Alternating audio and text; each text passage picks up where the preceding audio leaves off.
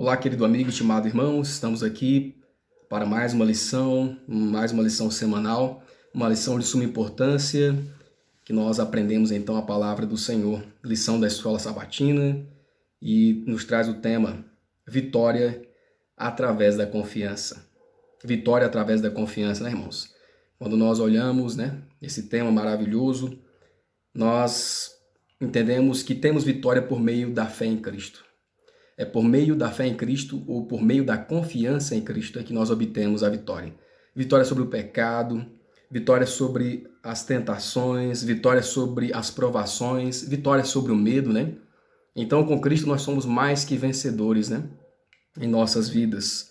Então, por meio da confiança em Cristo Jesus, nós obtemos então a vitória sobre todos esses males que nos acometem aqui na terra, né?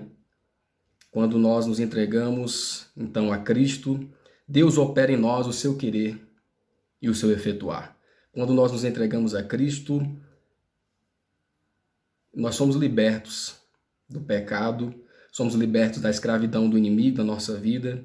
Quando nós nos entregamos a Cristo, nós somos libertados do jugo do pecado. Então, toda aquela situação que Satanás nos subjuga e nos mantém sobre os seus pés, Cristo nos liberta e nos restaura a Deus. Nos traz de volta a Deus, nos reconcilia com Deus, né? Então, por meio de Cristo, somos transformados e temos o privilégio de receber a sua graça, a salvação, o dom gratuito de Deus por meio de Cristo Jesus. Por meio de Cristo Jesus, por meio da confiança em Cristo Jesus, nós recebemos o privilégio de nos tornarmos filhos de Deus. É por meio de Cristo, então, que nós passamos pelo plano da adoção, onde nós não somos apenas criaturas de Deus, mas nos tornamos agora filhos de Deus pelo sacrifício de Cristo. Por meio de Cristo, nós recebemos a liberdade, né, em cima do pecado. Recebemos liberdade e poder para vencer o pecado. Cristo nos dá o poder para sermos obedientes. Cristo nos dá o poder para obedecermos a sua lei, para observarmos a sua santa lei conforme a sua vontade. Por meio de Cristo nos tornamos participantes da natureza divina. Ou seja, é importante exercermos a nossa fé em Cristo Jesus, porque é por meio dessa fé que nós alcançaremos a vitória através da confiança nos méritos de Cristo. Diz assim Romanos 8:15, o verso áureo: Por que não recebestes o espírito de escravidão, para outra vez estardes em temor, mas recebeste o espírito de adoção de filhos, pelo qual clamamos Abba Pai. O Grande Conflito, página 468, diz assim: Somente o Evangelho de Cristo pode libertar o homem da condenação ou contaminação do pecado. Ele deve exercer arrependimento para com Deus, cuja lei transgrediu, e fé em Cristo como sacrifício expiatório. Assim, obtém remissão dos pecados passados e se torna participante da natureza divina. O primeiro tópico nos fala filhos de Deus. Filhos de Deus. A letra A. Quando e como nós, que somos filhos da ira por natureza, nos tornamos filhos de Deus? Quando e como nos tornamos filhos de Deus? João 1:12, 13, Romanos 8:15 diz assim: Entre os quais todos nós também antes andávamos nos desejos da nossa carne, fazendo a vontade da carne e dos pensamentos, e éramos por natureza filhos da ira, como os outros também. João 1:12 e 13. Efésios 2:3 foi o que eu li. Agora João 1:12 e 13. Mas a todos quantos o receberam, deu-lhes o poder de serem feitos filhos de Deus, aos que creem no seu nome, aos quais não nasceram do sangue, nem da vontade da carne, nem da vontade do varão, mas de Deus. Romanos 8:15. Por que não recebeste o espírito da escravidão, para outra vez estardes em temor, mas recebestes o espírito da adoção de filhos, pelo qual clamamos Abba Pai. Então, o homem caído no pecado é chamado na Bíblia de filho da ira. O homem caído no pecado é servo do inimigo de Deus. O homem caído no pecado é filho do inimigo de Deus. Mas agora nós vemos agora, pela obra de Cristo Jesus, o homem e a mulher, né, podem se tornar filhos de Deus. Porque vivendo no pecado, somos chamados filho e filha do inimigo de Deus. Vemos aqui que Satanás tentou destruir a obra de Deus, do Senhor Jesus. Mas a Bíblia diz que filhos de Deus são todos aqueles que são justificados, que são perdoados, que nasceram de novo em Cristo Jesus. Filhos de Deus são aqueles que são adotados na família de Deus por meio de Cristo Jesus. Então nós, quando recebemos a Cristo e o reconhecemos como nosso único e suficiente Salvador, Cristo nos dá o poder, Cristo nos dá essa graça de sermos chamados de filhos e filhas de Deus. Deus, em seu infinito amor, em sua infinita misericórdia, derramando a sua graça sobre nós, pecadores que nada merecemos, enviou o seu único Filho para fazer esse trabalho em favor de cada um de nós, nos resgatar das mãos do pecado, nos resgatar do inimigo de Deus, né? Nos transformar por meio de Cristo em seus filhos, né? E assim alcançarmos então o direito em Cristo Jesus de sermos chamados de filhos e filhas, agora filhos de Deus. Assim, quando nós confiamos nos méritos de Jesus, quando nós nos apegamos a Cristo, quando o aceitamos como nosso único e suficiente Salvador, nós recebemos essa graça de sermos transformados em filhos da ira agora para filhos de Deus, de filhos da ira para filhos de Deus, de filhos do inimigo de Deus em filhos, né? E filhas no reino de Deus, príncipes, filhos de Deus pela fé nos méritos de Cristo. Aí então o Espírito Santo irá fazer uma obra transformadora em nossa vida. O Espírito Santo, né, com seu poder, operará uma transformação na nossa vida. Teremos uma nova vida, um novo viver, um novo proceder. Aquele que era desobediente agora vai rever a sua conduta. Aquele que não obedecia a Deus busca viver uma vida de obediência para a glória e para a honra de Deus por amor. Então, o trabalho que Cristo faz por cada um de nós é excelente, é um trabalho assim inexplicável, onde Deus ele nos aceita por causa do sacrifício de Cristo como seu Filho. Quando nós aceitamos então a Jesus como nosso Salvador, Deus nos aceita como seus filhos, quando reconhecemos, né, a nossa fragilidade, reconhecemos o sacrifício de Jesus, o seu trabalho em favor de nós, assim somos justificados, perdoados diante de Deus. Cristo nos aceita agora como filhos pela adoção que há em Cristo Jesus. Diz assim o Espírito de profecia: o presente mais precioso que o próprio céu tinha a oferecer foi entregue para que Deus seja justo e justificador daquele que tem fé em Jesus. Por esse dom, os homens são erguidos da ruína, da degradação do pecado, para se tornarem filhos de Deus. Diz Paulo: recebeste o espírito de adoção de filhos, pelo qual clamamos Abba Pai. Por meio desses simples atos de fé em Deus, o Espírito Santo gerou uma nova vida em seu coração. Agora você é uma criança nascida na família de Deus. Ele ama você como ama o seu próprio filho.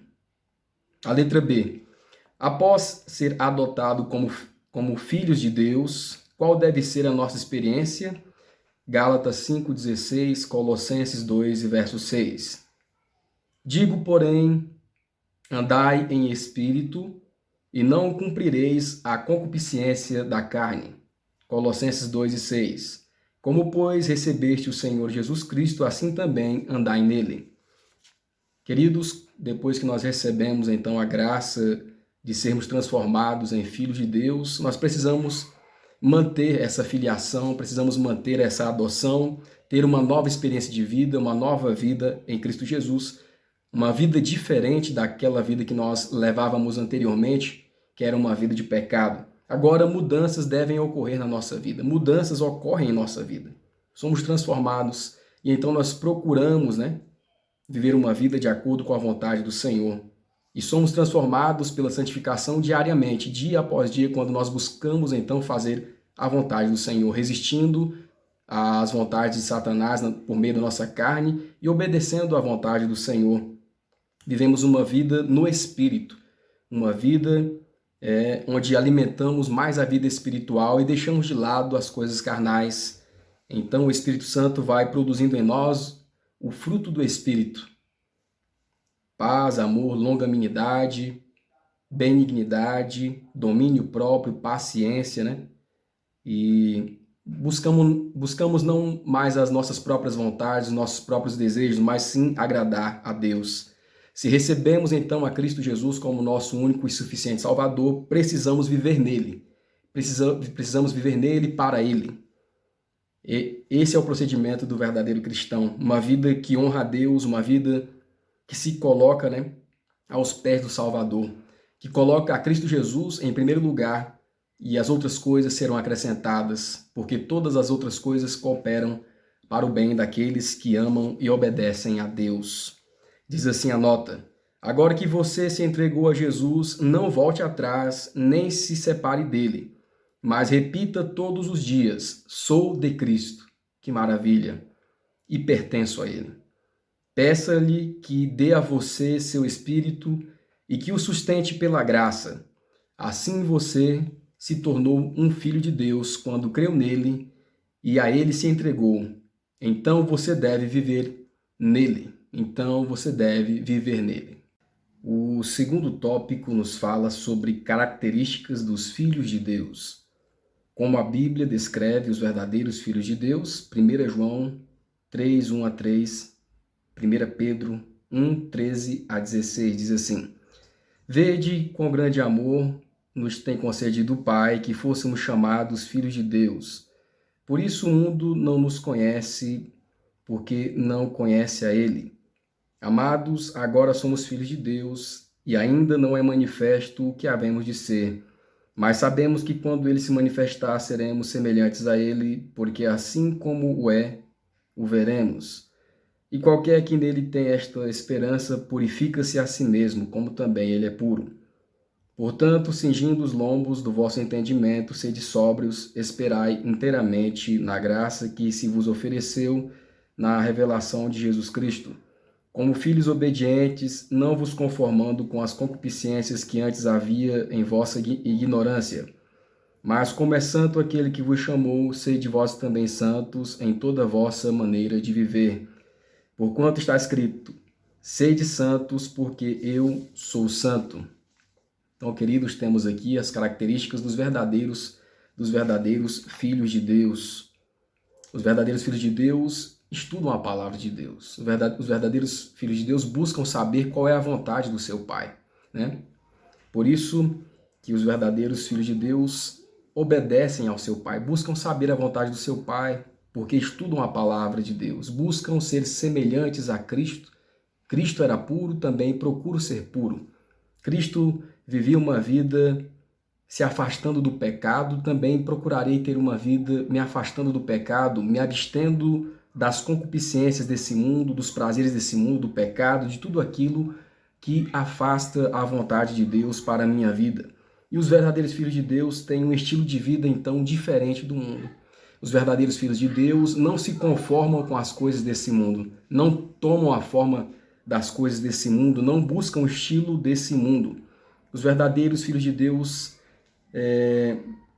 não deixam o mundo ditar as regras na sua vida.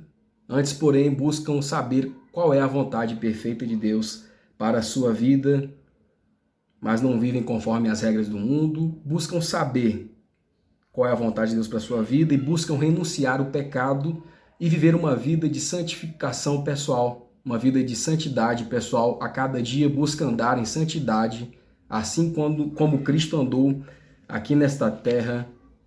Ele andava em santidade. O verdadeiro Filho de Deus então busca essas características que é viver em santidade, obediência, não se conformar com as coisas desse mundo, não viver o estilo desse mundo, mas o estilo do céu, o estilo espiritual. Os verdadeiros filhos de Deus então não abandonam a fé, mesmo em tempos turbulentos, mesmo em momentos de dificuldades. Os filhos de Deus, os verdadeiros filhos de Deus, permanecem na fé, mesmo em momentos de dificuldade, em momentos de turbulência, porque confiam na graça de Cristo. E o verdadeiro filho de Deus e verdadeira filha de Deus busca ser luz nesse mundo, para se afastar das trevas, né? busca a glória de Deus na sua vida.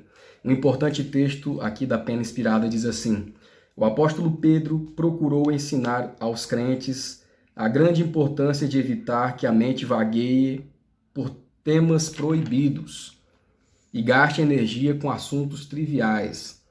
Os que não querem ser presa das armadilhas de Satanás devem guardar bem as avenidas da alma. Devem evitar ler, ver ou ouvir tudo o que sugira pensamentos impuros. Então nós percebemos que Satanás está a todo momento, a todo instante, buscando situações para destruir o povo de Deus. Precisamos então ver em que lado estamos errando, em que situações Satanás está ganhando terreno em nossa vida.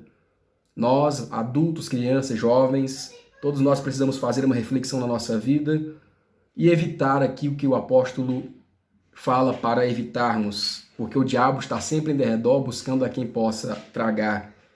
Onde temos andado, o que temos visto, o que temos lido, né? Tudo isso, sobre tudo isso, precisamos vigiar tudo aquilo que estamos lendo, vendo, ouvindo, para onde estamos indo, tudo aquilo que Satanás sugere, trazendo pensamentos impuros, querendo então nos levar à vida de pecado. Precisamos refletir e ver onde temos errado e agora nos voltarmos para Cristo na pureza da sua santidade. Assim seremos filhos de Deus, teremos as características dos verdadeiros filhos de Deus. A letra B. Que frutos a vida dos filhos de Deus deve revelar? Gálatas 5, 22 e 23. Que frutos a vida dos filhos de Deus deve revelar? Gálatas 5, 22 e 23. Mas o fruto do Espírito é caridade, é amor, né? Gozo, paz, longanimidade, benignidade, bondade, fé, mansidão, temperança ou domínio próprio. Contra estas coisas não há lei. O mesmo Espírito testifica com o nosso Espírito de que somos filhos de Deus, e se nós somos filhos, somos logo herdeiros também, herdeiros de Deus, e co-herdeiros de Cristo, se é certo que com ele padecemos, para que também com ele sejamos glorificados. Então temos aqui o fruto do Espírito, quando nós somos transformados em filhos de Deus, o Espírito Santo gera em nós o seu fruto. E então essa característica do fruto, as características do fruto do Espírito é evidenciada em nossa vida, na vida dos verdadeiros filhos de Deus. O resultado da implantação desse fruto do Espírito Santo em nossa vida é que nós viveremos uma vida de acordo com a vontade de Deus. Aquele que era impaciente agora se torna paciente. Aquele que não amava o seu irmão agora passa a amar o seu irmão. Aquele que agora era de guerra, agora se torna uma pessoa de paz, uma pessoa paciente. Aquele que não tinha equilíbrio, agora busca o equilíbrio. Aquele que não tinha domínio próprio, busca o domínio próprio, a temperança. E assim, pela graça de Deus, nós podemos praticar, podemos viver o fruto do Espírito Santo em nossa vida. Será que nós temos deixado o Espírito Santo habitar em nossa vida para produzir esses bons frutos? Precisamos refletir, irmãos, aonde temos falhado, se o Espírito Santo verdadeiramente tem implantado em nós o fruto do Espírito, o seu fruto para vivermos de acordo com a vontade de Deus, o seu querer. Não pode haver crescimento ou produtividade na vida que está centrada no próprio eu. Então precisamos ver se temos deixado o Espírito Santo dominar a nossa vida, se temos deixado ele plantar em nós, gerar em nós os seus frutos, ou se temos deixado o nosso próprio eu, nosso próprio orgulho dominar a nossa vida. Porque uma vida não pode haver crescimento ou produtividade na vida que está centrada no próprio eu. Muitas vezes nós não temos deixado o Espírito de Deus agir em nossa vida. Se você aceitou a Cristo como Salvador pessoal, deve se esquecer de si mesmo e tentar ajudar os outros. Fale do amor de Cristo e de sua bondade. Cumpra todos os seus deveres, cumpra todos os deveres que surgirem. Carregue no coração o fardo das almas e, por todos os meios ao seu alcance, procure salvar os perdidos. Ao receber o Espírito de Cristo, o Espírito de amor abnegado e de trabalho por outros, você crescerá e produzirá frutos. As graças do Espírito amadurecerão no caráter. Sua fé aumentará, suas convicções se aprofundarão, seu amor se tornará perfeito.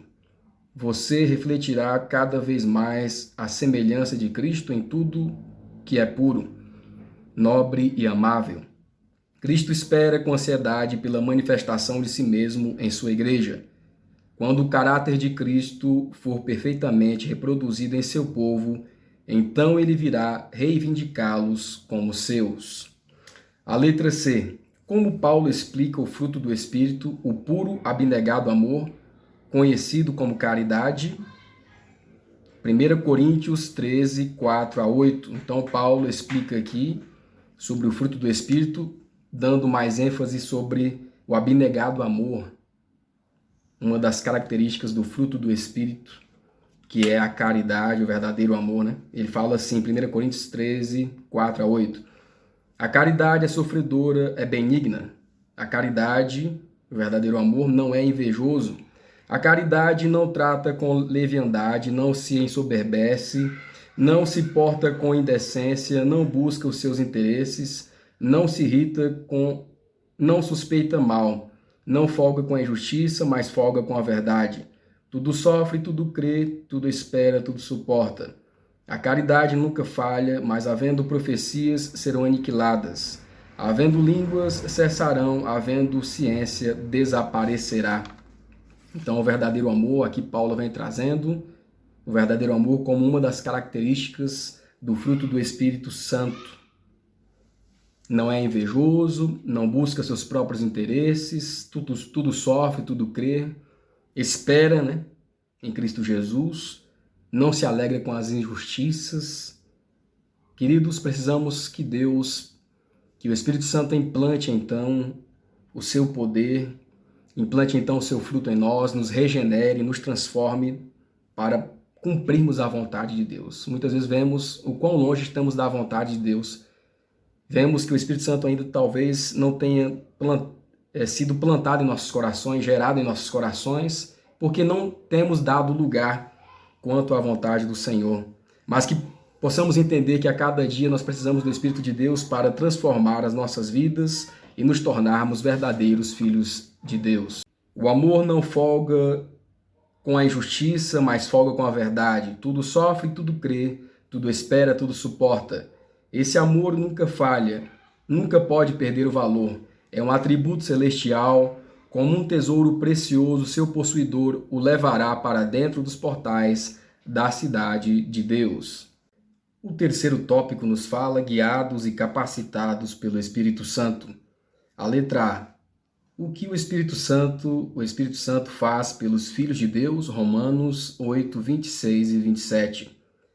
E da mesma maneira também o Espírito ajuda as nossas fraquezas, porque não sabemos o que havemos de pedir como convém, mas o mesmo Espírito intercede por nós com gemidos inexprimíveis. E aquele que examina os corações sabe qual é a intenção do Espírito. E é ele que, segundo Deus, intercede pelos santos. Então vemos aqui, irmãos, uma obra especial do Santo Espírito. O Espírito Santo nos ajuda nas nossas fraquezas. Também intercede por nós, não do mesmo modo como Cristo, porque Cristo tem uma obra, um trabalho intercessório específico em favor da humanidade, pela justificação, pelo perdão dos pecados de cada ser humano. Por causa do seu sacrifício, ele intercede pelos seus próprios méritos, através do seu sangue. Mas o Espírito Santo também faz uma obra de intercessão por cada um de nós, até, diz a Bíblia aqui, com gemidos inexprimíveis. Ele também trabalha em favor de cada um de nós. O Espírito Santo nos leva a Cristo, nos leva a viver uma vida de obediência a Cristo. Por nós mesmos, nós não obedeceríamos a Deus, nós não obedeceríamos a Cristo, mas é o Espírito Santo que nos capacita a termos uma vida de acordo com a vontade de Deus, de acordo com a Bíblia Sagrada, de acordo com a vontade de Cristo Jesus. Então ele nos capacita a seguirmos a Jesus Cristo e purifica a nossa vida, né? O Espírito Santo, ele inicia em nós a obra de transformação, a obra de regeneração, nos levando de volta à imagem de Deus, trazendo ao ser humano a imagem de Deus novamente.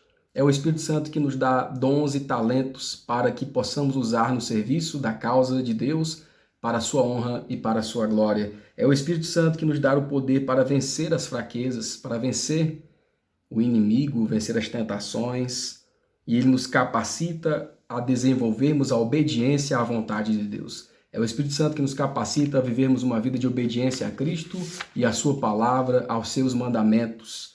Então a obra do Espírito Santo é muito importante e aqueles que são verdadeiramente filhos de Deus são guiados e capacitados pelo Santo Espírito. Pelo Espírito Santo, se deixam ser guiados e se deixam ser capacitados pelo Espírito Santo. Diz assim, anota: Cristo, nosso mediador, e o Santo e o Espírito Santo estão constantemente intercedendo em favor do ser humano, mas o Espírito não suplica por nós como faz Cristo, que apresenta o próprio sangue derramado desde a fundação do mundo. O Espírito atua em nosso coração, extraindo orações e penitência, louvor e ações de graças. A gratidão que flui de nossos lábios é o resultado do Espírito ao tocar as cordas da alma em santas memórias, despertando música no coração.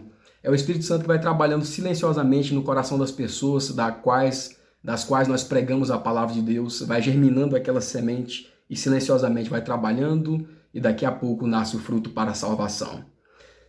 Os serviços religiosos, as orações, o louvor, a confissão penitente do pecado sobem dos verdadeiros crentes como incenso ao santuário celestial.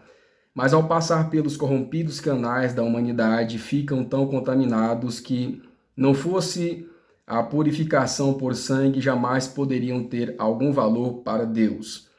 Não sobem em pureza imaculada. E a menos que o intercessor que está à direita de Deus apresente e purifique tudo por sua justiça, eles não são aceitáveis a Deus. Então vemos aqui a obra de Cristo em favor de nós, até a nossa oração, nossos louvores sem Cristo não é nada, né? Só é aceito por causa dos méritos de Cristo. Ele purifica as nossas impurezas, as nossas imperfeições. Todo o incenso dos tabernáculos terrestres devem ser umedecidos com as gotas purificadoras do sangue de Cristo. Ele segura diante do Pai o incensário de seus próprios merecimentos, no qual não há mancha de corrupção terrestre. Reúne nesse incensário as orações, o louvor e as confissões de seu povo e mistura a própria justiça imaculada a eles. Então, perfumado pelos méritos da propiciação de Cristo, a fumaça do incenso sobe diante de Deus e se torna completa e inteiramente aceitável. Então, respostas graciosas retornam. Ó, que todos possam ver que tudo que se refere à obediência, à penitência, ao louvor e à ação de graças deve ser posto sobre o fogo ardente da justiça de Cristo. O aroma dessa justiça sobe como uma nuvem ao redor do propiciatório. A letra B, do tópico 3. Se mantivermos uma conexão consistente com Cristo, o que ele promete fazer por nós? Filipenses 1 e verso 6. 1 João 2 e verso 1. Diz assim: Tendo por certo isto mesmo, que aquele que em vós começou a boa obra aperfeiçoará até o dia de Jesus Cristo. Meus filhinhos, estas coisas vos escrevo para que não pequeis. E se alguém pecar, temos um advogado para com o Pai, Jesus Cristo, o justo. Queridos, vemos aqui que Cristo fará um trabalho grandioso, fará uma obra grandiosa por todo aquele que confia nele, por todo aquele que deposita a sua fé nos seus méritos, no seu sacrifício, na sua pessoa. E se mantivermos, então, constantemente um relacionamento com ele, uma relação pessoal com ele, ele fará por nós tudo aquilo que pensamos e muito mais do que nós podemos imaginar. Cristo, então, ele aperfeiçoa a obra que ele começou em nós, a obra de salvação, até nos levar à salvação definitiva no último dia. Então, Cristo nos perdoa, nos justifica, nos santifica e vai até nos gloriar, né? No dia da sua glória, no dia da sua vinda, seremos glorificados, então. Então, essa obra de Cristo é perfeita e ela vai avançando passo a passo, avança passo a passo na vida daqueles que permitem ter um relacionamento íntimo e consistente com Ele. Ele nos defende também, né? Porque nós estamos vivendo o período de investigação, né? Juízo investigativo, e Cristo nos defende perante o tribunal do Pai. Defende a cada um de nós perante o tribunal divino. Ele é nosso advogado perante o acusador, que é Satanás. Ele nos defende. Ele é nosso advogado. Nós não merecíamos a pena capital de morte. Mas Cristo, que é nosso advogado, nos defende. Ainda assim, já deu a sua vida por cada um de nós. E ele intercede agora diante de Deus e mostra os seus próprios méritos, mostra as suas feridas, o seu próprio sangue em favor de cada um de nós. E assim ele deseja definitivamente nos livrar do mal. Ele deseja nos salvar eternamente. Mas isso se estivermos em constante ligação, se estivermos em constante comunhão com Ele, Ele que é a nossa justiça, a nossa perfeita justiça. Muitas serão as vezes em que teremos de cair por terra e chorar aos pés de Jesus por causa das nossas faltas e erros. Mas não devemos nos desanimar. Olha que mensagem, irmãos. Mesmo quando formos convencidos pelo inimigo, Deus não nos rejeita nem abandona. Não, Cristo está à direita de Deus e faz intercessão por nós. O quarto tópico nos diz assim: o propósito de Deus para os seus filhos. O propósito de Deus para seus filhos. Como sabe, o governo de Deus providencia todas as coisas em favor dos seus filhos, Romanos 8:28. E sabemos que todas as coisas contribuem justamente ou juntamente para o bem daqueles que amam a Deus, daqueles que são chamados por seu decreto. Então, nós vemos aqui, irmãos, que todas as coisas cooperam para o bem daqueles que amam a Deus. O pecado entrou nesse mundo, Satanás, então, destruiu os planos de Deus para a sua criação, mas o propósito de Deus para cada um de nós continua o mesmo, né? Nos levar para a sua glória. O homem caiu no pecado, mas Deus deseja restaurar a sua imagem e semelhança, né? É desejo de Cristo restaurar o homem à imagem e semelhança de Deus. Tudo que foi estragado pelo pecado, Jesus restaura. Tudo que foi destruído pelo pecado, Jesus restaurou. E todas as coisas que acontecem aqui, nessa vida, nesse mundo, estão nos propósitos de Deus, daqueles que são chamados por Ele, né? O inimigo de Deus e seus agentes não podem destruir, não podem interferir e mudar os planos de Deus para as nossas vidas, a menos que nós aceitemos e deixemos, né? Mas é vontade de Deus, pela graça de Cristo, nos salvar. É a vontade de Deus que um dia estejamos para sempre com Ele.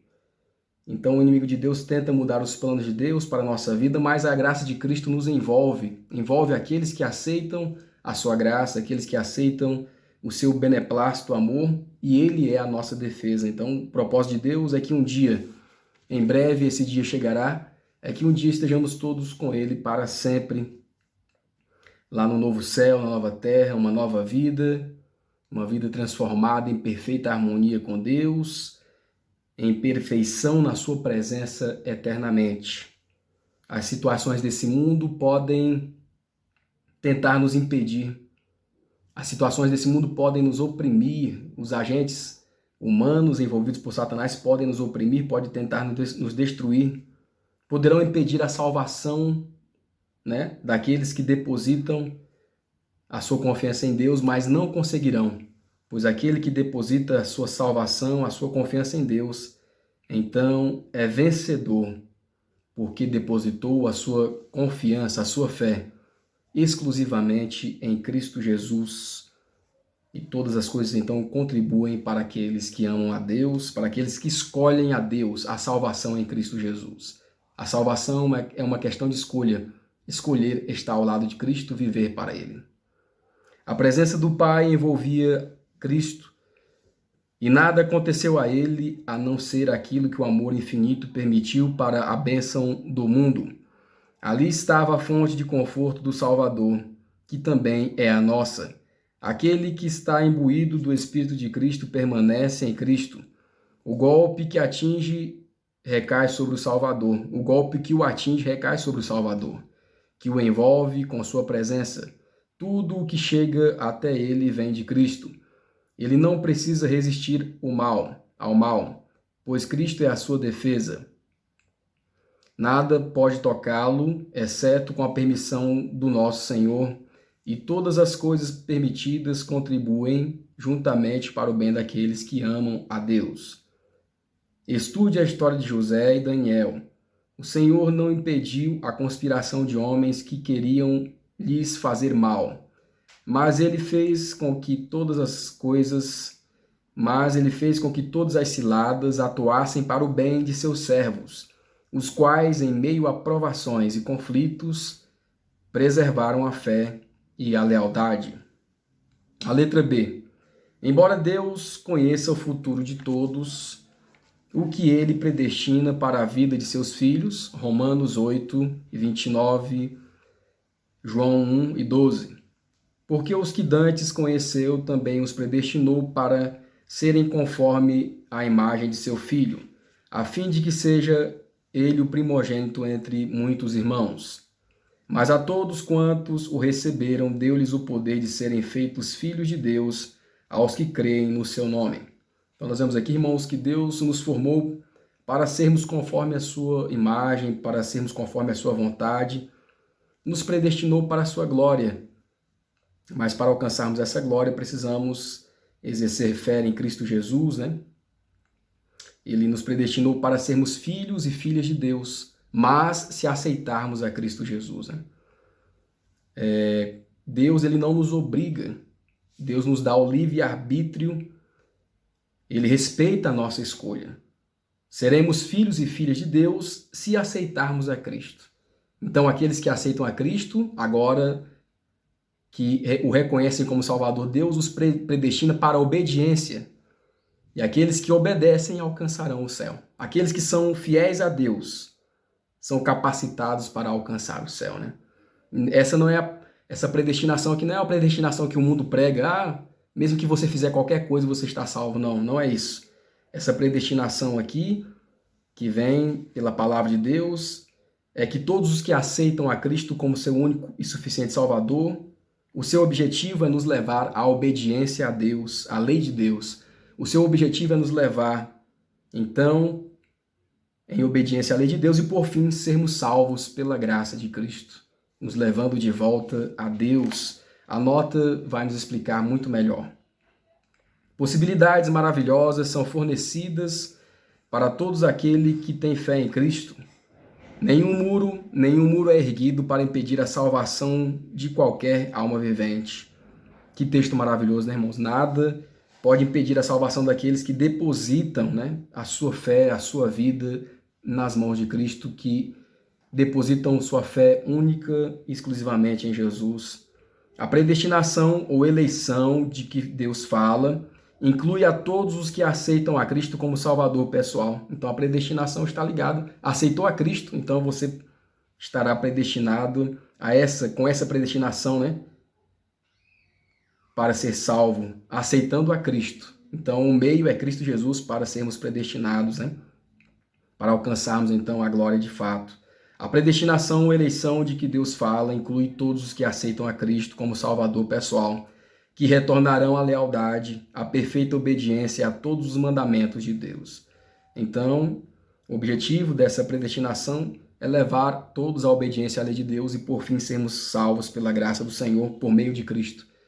Então, essa predestinação, todos os que aceitam a Cristo como Salvador são incluídos, né, nessa predestinação aqui, para retornar à lealdade a Deus, para retornar à fidelidade a Deus e, por fim, à obediência completa e, por fim, salvo pela graça em Cristo Jesus, obedecendo a sua lei. Essa é a salvação eficaz de um povo peculiar, escolhido por Deus entre os homens. Todos os que desejam ser salvos por Cristo que são os eleitos de Deus. Todos os que desejam ser salvos por Cristo que são eleitos de Deus. Todos aqueles que escolhem a Cristo como Salvador pessoal, esses que são os eleitos, né? Os obedientes que são os predestinados desde a fundação do mundo. Então nós vemos aqui, irmãos, a importância de estarmos com Jesus e nos voltarmos para Ele, e assim Ele nos capacitará. O Santo Espírito também nos capacitará à obediência, e assim alcançaremos essa predestinação que é sermos salvos em Cristo Jesus, por sua graça, e Ele nos capacitará à salvação eterna. A letra C, explique o processo que é executado passo a passo em nosso favor. Romanos 8:30. E aos que predestinou, a esses também chamou. E aos que chamou, a esses também justificou. E aos que justificou, a esses também glorificou. Então temos aqui os passos que Cristo faz em nosso favor. Cristo opera em nós o seu querer e o efetuar. Cristo nos chama para uma nova vida, e se o aceitarmos, Ele nos justifica, perdoa os nossos pecados, perdoa a nossa vida passada, e assim Ele também em seguida nos santifica, nos regenera, uma vida de santificação diária, nos dando capacidade de vencer o inimigo, e por fim seremos glorificados, seremos parte da sua glória na eternidade. Então seremos glorificados na eternidade com Cristo. Que maravilha, que bênção, né, irmãos?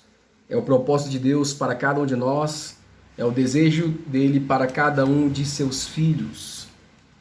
Chamado e justificação não são a mesma coisa. Chamar é atrair o pecador a Cristo, e é uma obra realizada pelo Espírito Santo no coração, convencendo do pecado e convidando ao arrependimento. O quinto tópico diz assim: um cântico de vitória. Como a palavra de Deus nos garante a vitória e como isso foi possível. Romanos 8, 31 e 32. Que diremos, pois, a estas coisas? Se Deus é por nós, quem será contra nós? Aquele que nem mesmo a seu próprio filho poupou, antes o entregou por todos nós, como não nos dará também com ele todas as coisas? Irmãos, então vemos aqui o que a palavra de Deus nos garante. Nós temos na palavra de Deus muitas e muitas promessas. E temos aqui nessa parte promessas de Deus para cada um de nós. Deus nos garantindo as suas bênçãos. Essas são promessas de Deus, nos dá a garantia da vitória. Vitória sobre o pecado, vitória sobre o mundo, sobre as tentações, sobre os prazeres do mundo, vitória sobre Satanás e seus agentes. Então Deus aqui nos promete, nos dá a garantia, e nós devemos confiar pela fé em Cristo Jesus, nós devemos então confiar. Que diremos, pois, quem será contra nós? Nenhum poder poderá ser contra nós, nenhum poder poderá ser contra aquele que confia em Cristo, nenhum poder poderá ser contra aquele que deposita sua confiança total em Cristo Jesus.